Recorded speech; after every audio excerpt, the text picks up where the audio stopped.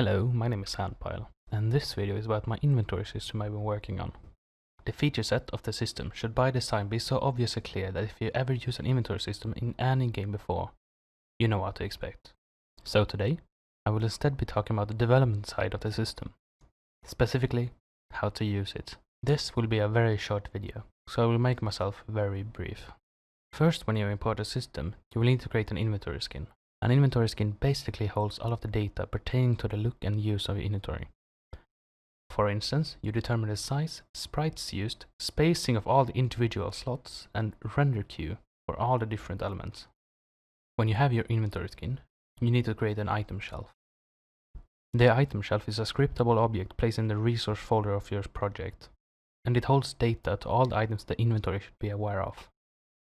After that, you create a canvas, then create an inventory image and place it as a child of the canvas. The only thing you need to do now is from an outside script get a reference to the inventory skin and the inventory image, load the inventory with one line of code, and draw the inventory using one more line of code in the update method.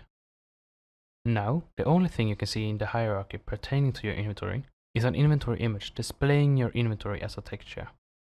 You can move the inventory image around and scale it on the X and Y in runtime. Multiple inventories can be drawn on the screen at the same time, and they will work together as expected. Thank you for watching my little video. Please subscribe to keep up to date with my projects. La Dara is right around the corner and I intend to participate. See you there.